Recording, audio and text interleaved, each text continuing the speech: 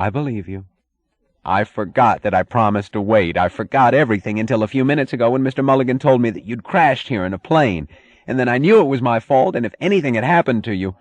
Oh, God, are you all right? Yes, don't worry. Sit down. I don't know how one can forget one's word of honor. I don't know what happened to me. I do. Miss Taggart. I'd been working on it for months, on that one particular hypothesis, and the more I worked, the more hopeless it seemed to become. I'd been in my laboratory for the last 2 days trying to solve a mathematical equation that looked impossible. I felt I'd die at that blackboard, but wouldn't give up. It was late at night when he came in. I don't think I even noticed him, not really. He said he wanted to speak to me, and I asked him to wait, and went right on. I think I forgot his presence.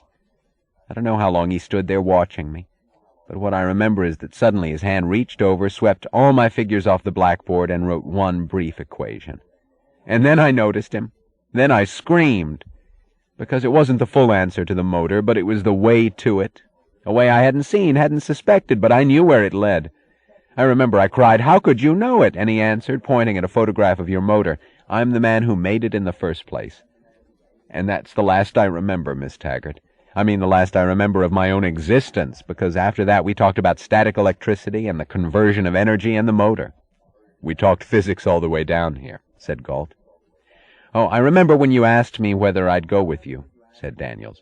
Whether I'd be willing to go and never come back and give up everything. Everything? Give up a dead institute that's crumbling back into the jungle? Give up my future as a janitor slave by law? Give up Wesley Mooch and Directive 10-289 and sub-animal creatures who crawl on their bellies grunting that there is no mind? Miss Taggart?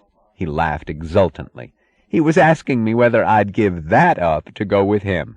He had to ask me twice. I couldn't believe it at first. I couldn't believe that any human being would need to be asked or would think of it as a choice.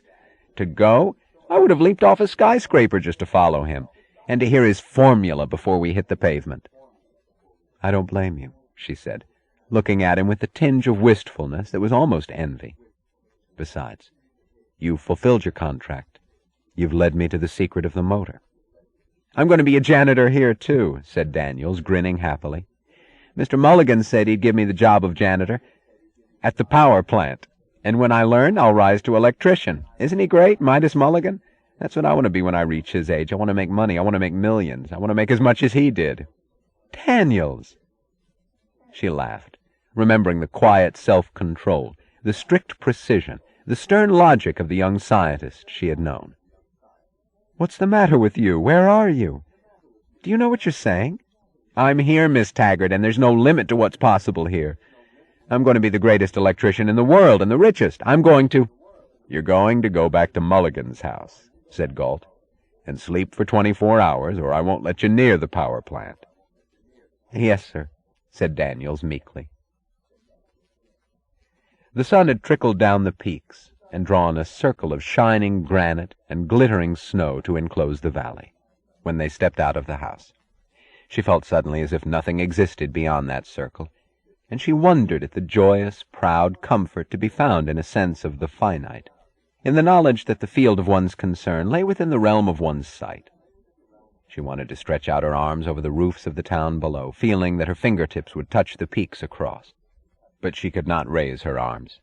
Leaning on a cane with one hand, and on Galt's arm with the other, moving her feet by a slow, conscientious effort, she walked down to the car like a child learning to walk for the first time. She sat by Galt's side as he drove, skirting the town, to Midas Mulligan's house. It stood on a ridge, the largest house of the valley, the only one built 2 stories high, an odd combination of fortress and pleasure resort, with stout granite walls and broad open terraces. He stopped to let Daniels off, then drove on up a winding road, rising slowly into the mountains. It was the thought of Mulligan's wealth, the luxurious car, and the sight of Galt's hands on the wheel, that made her wonder for the first time whether Galt, too, was wealthy. She glanced at his clothes. The gray slacks and white shirt seemed of a quality intended for long wear.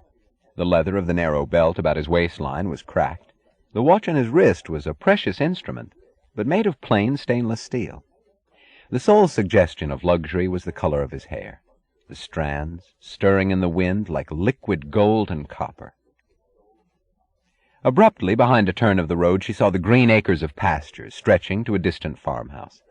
There were herds of sheep, some horses, the fenced squares of pig pens under the sprawling shapes of wooden barns, and farther away a metal hangar of a type that did not belong on a farm. A man in a bright cowboy shirt was hurrying toward them.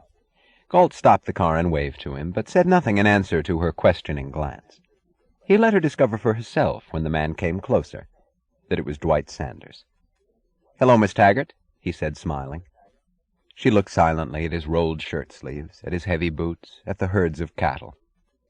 "So that's all that's left of Sanders' aircraft," she said. "Why, no, there's that excellent monoplane, my best model, which you flattened up in the foothills." "Oh, you know about that?" "Yes, it was one of yours. It was a wonderful ship, but I'm afraid I've damaged it pretty badly." "You ought to have it fixed." "I think I've ripped the bottom. Nobody can fix it." "I can." These were the words and the tone of confidence that she had not heard for years. This was the manner she had given up expecting. But the start of her smile ended in a bitter chuckle. "How?" she asked. "On a hog farm?" "Why, no. At Sanders' Aircraft." "Where is it?" "Where did you think it was?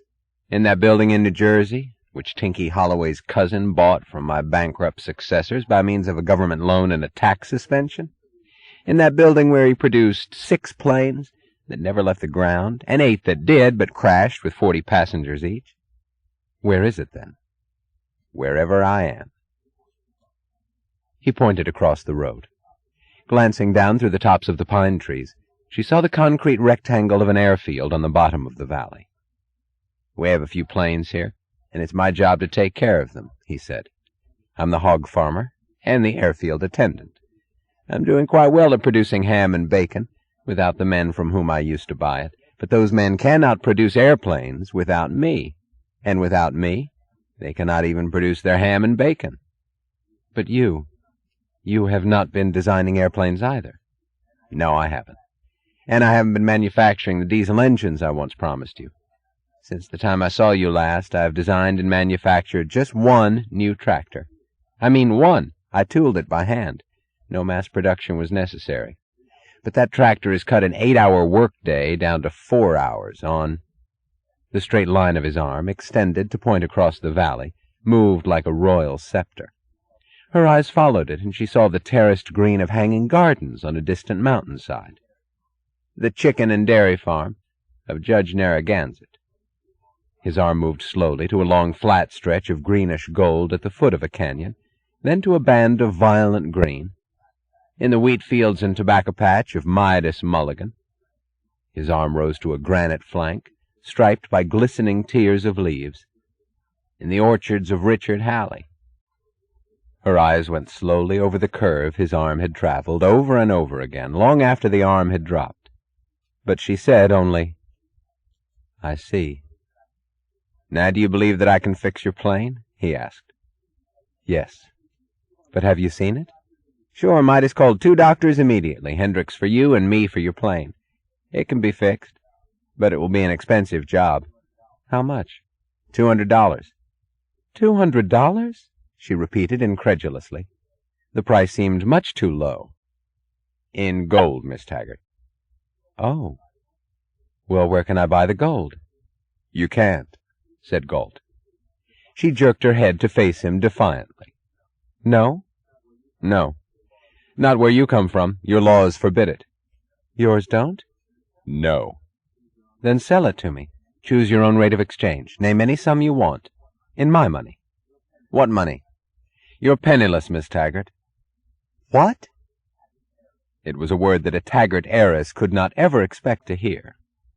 "You're penniless in this valley. You own millions of dollars in Taggart Transcontinental stock, but it will not buy 1 pound of bacon from the Sanders hog farm." "I see." Galt smiled and turned to Sanders. "Go ahead and fix that plane. Miss Taggart will pay for it eventually."